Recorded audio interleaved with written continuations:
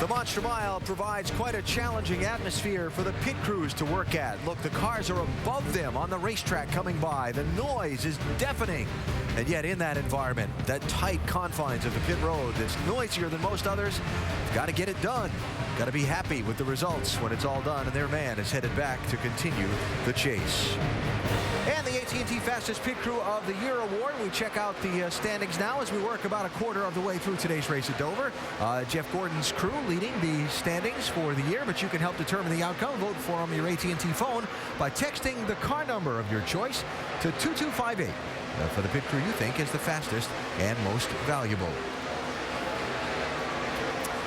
1 quarter into today's race, A.J. Allmendinger has been the dominator so far after Jimmy Johnson led 13 laps and David Gilliland led one on an exchange of cautions. It is the Dinger that has been out in front as we close in on another set of green flag pit stops. As for Jimmy Johnson, he's had a little hiccup on his pit stop earlier in the race. He's back in third now. He's picked his way forward a few spots after the troubles on pit road. And wasn't there a conversation in our booth a minute ago about rubber buildup? Listen. Starting a little inconsistent in and off. I think the rubber's starting to build up. That's what's causing that. So I've been searching around a little bit. Still a little snug in the center, but kind of outside of that, it just depends on how I hit that rubber getting in and off. And with Rusty Wallace and Brad Doherty, how you hit the rubber that's laid down on the racetrack going into the corner. You drivers really have time to look at that when you're charging into these turns at 170? Well, the groove's constantly changing throughout the day, especially here at Dover, Delaware. The track's getting really black out there.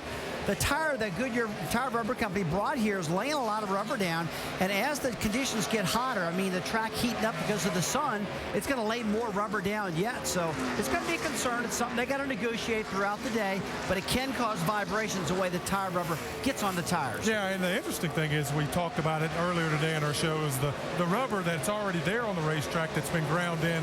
With the cool temperature, it has an ability to come back up and get stuck back on and adheres to the tires. So the guys are going through a lot trying to figure out how to get good solid laps without letting that rubber adjust how they run those laps. Race for 8th and 9th here. Denny Hamlin in 8th, Jeff Gordon in 9th. Reminder that most of the front runners, as Kevin Harvick goes by Clint Boyer to pick up a spot there, 14th and 15th positions. Reminder, most of the front runners pitted at lap 40.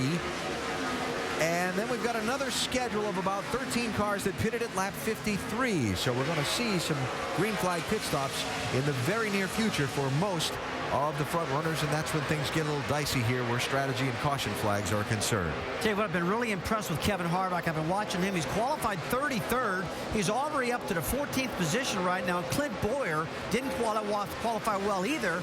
He's right there, so a big resurgence from qualifying for the Richard Childress teams. Jamie, you're looking pretty good out there. He is. He's kind of stuck in his position right now, trying to move up, but they're staying in that 14th position. Now, a lot of people wanted to know, part of the penalty was losing his crew chief, Shane Wilson, you see him on the right, for 6 races, as well as the car chief, Chad Hannay. Now, because they're appealing it, the crew chief is back to business here this weekend. However, if it is upheld this week, Shane Wilson will be suspended and the car chief for 6 weeks, and it will be Scott Miller, the competition director, taking over. But business as usual this weekend, Marty. All right, thank you, Jamie. And as Kevin Harvick continues to pull away from Clint Boyer, his teammate, right in front of Harvick is his next target, which would be Paul Menard. And what's going to get interesting here is, as we're looking at the leaderboard, Denny Hamlin's in 8th position. Harvick is only 6 cars back, and he will be the first of the RCR teammates to run into Mr. Hamlin, perhaps. They had a little run-in in practice yesterday, so looks like Denny's coming backwards, and the 29 is definitely going forward. As we mentioned, that's Paul Menard right in front of him, and then the 17 also right up there with Matt Kenseth.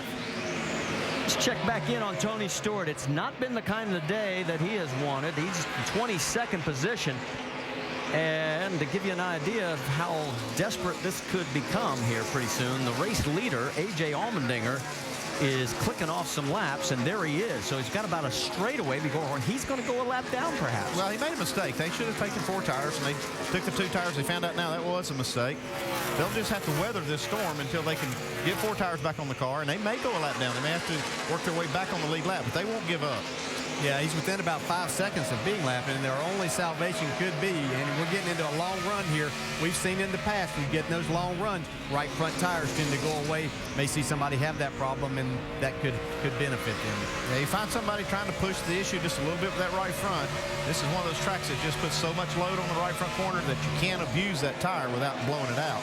Kevin Harvick got around the 98 of Paul Menard. Boyer tried, but Menard shut the door quickly. That is lap traffic also in front of him there in the 34 of Travis Quapple. Quapple gives way for all the cars to come through. And Boyer sliding under the 98 as well. Harvick's got a good car, but Harvick's also driving the heck out of that race car. I've watched him. He's had this thing dancing around as he's getting down in the corner, so he's really working hard, but that's what we've come to expect from this team and the driver. Yeah, you just saw Quapple hit the wall right there, right in front of those guys. Quapple is in 36th right now. He is 2 laps down to the race lead. Jamie McMurray getting around him now, and here comes Jeff Burton as well. And whose radio was that? I couldn't tell who that voice was, but did I hear fuel?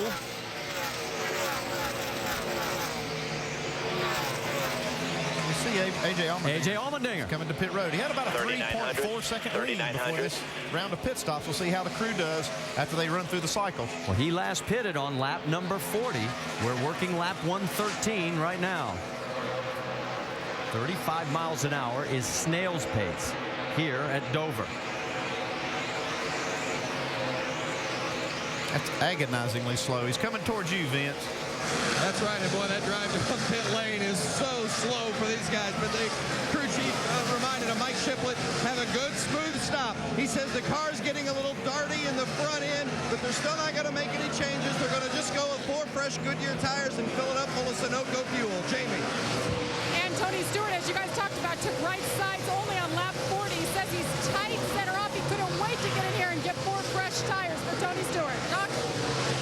Matt Kenseth coming in for his second scheduled stop. Matt, the former Dover winner here, saying the car is loose all the way through the corner. They had made a track bar adjustment on the first stop. Air pressure. This time they're going to top it off with Sunoco fuel. 4 tires, more chassis adjustment, trying to get the car tightened up, particularly in the middle of the corner. Dave. Paul Menard had been running 14th. Jamie McMurray had been running 16th. Menard says I need to turn better in the corners, so they'll make an adjustment for that. As for Jamie McMurray, he said he was loose in, and on landing, it was tight at the 3/4 mark. They'll make a wedge, adjustment on McMurray as well. Vince. There's the 18 of Kyle Busch. They made an adjustment with the car early. Felt it was a little bit too loose, but they liked it better on the second run. 4 tires for Kyle. There's the 11 of Denny Hamlin. He started to slip back. They made an air pressure adjustment in both rear tires. Went with 4 fresh Goodyears and filled it up with Sunoco fuel. And the pit stops continue. See Jimmy Johnson at the bottom of your screen as he is getting his service, Dave. His car was inconsistent in and off. You heard about that on the radio. Tight in the center is what they'll go to work on for Jimmy Johnson. Air pressure adjustment for him. And this time, boy, still a little bit of a stumble there. Didn't look really clean. 15-second stop, guys. Martin Truex was the race leader, but as he has made a stop, he surrendered the lead to Joey Logano. There's Truex getting his service finished up. Kurt Busch also in right now, Dave. 2 car of Kurt Busch during that last run, still loose. They were going to just do air pressure, but Kurt said, you know what, it's going kind of crazy on me, so he wanted a track bar adjustment as well. 2 adjustments for the 2 car. Doc? Leader Joey Logano on pit road, so the car is tight in the middle. We're going to make a 4-tire change. Air pressure on Joey. What a difference a year makes. Remember, a year ago, he tumbled his car over and over here on lap 31. He comes in this time, just past the 100 lap mark as the leader. Dave.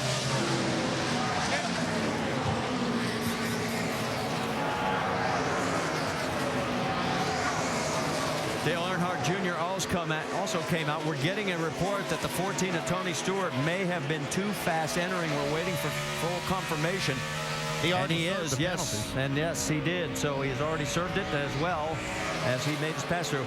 And there is A.J. Allmendinger as he is trying to slice his way underneath the double O of Rudiman and now around Mark Martin. Reed Sorensen is your race leader right now. He has not yet made his pit stop. In fact, we have 4 cars on the lead lap. Sorensen, Bobby Labonte, Allmendinger, and Scott Speed. So coming in early has paid some dividends for A.J. Allmendinger. Crew did a great job. A 12.9-second pit stop. All right, let's go back and show you Tony Stewart. Too fast entering. This is one of the most difficult entrances to pit road. Oh, yeah, he's way fast right there. And remember, we told you it's 35 miles an hour, and there are timing zones. And if it's not the average of all those zones, it's in each zone. Back on board with Tony as he now tries to work his way back towards the front again. And now race leader Reed Sorensen, our 6th different leader, is coming in. Vince? Sorensen started the race 12th. He was 27th last week at New Hampshire. Says the car's not too bad. It's a little bit loose. Heard that a lot today. Guys dealing with a handful of cars, especially loose on exit. They're going to make a 4-tire change. Also an air pressure adjustment on the 83 of Reed Sorensen. Race leader right now. He got the lucky dog on the last caution and right now leads A.J. Allmendinger by 8.7 seconds. But remember, he still has to make a stop.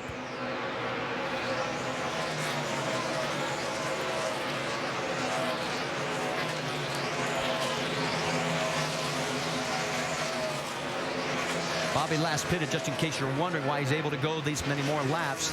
Last pitted on lap 54, and you can see we're working lap 124. Now we'll show the interval back to A.J. Allmendinger, who will inherit the lead again once that Bobby takes his pit stop. And right behind him, of course, Mark Martin. But Mark is a lap down in 24th.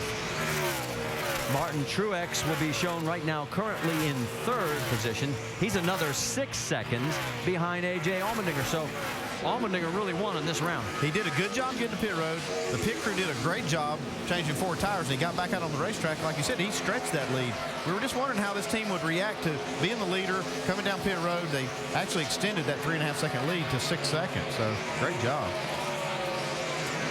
Here comes Allmendinger going around Brad Keselowski. And for Bobby Labonte, well, it's good to see him back out front. The 2000 Cup champion. Believe it or not, his first of 609 starts was here back in 1991. And after 126 at our race presented by Burger King, Bobby Labonte is your leader.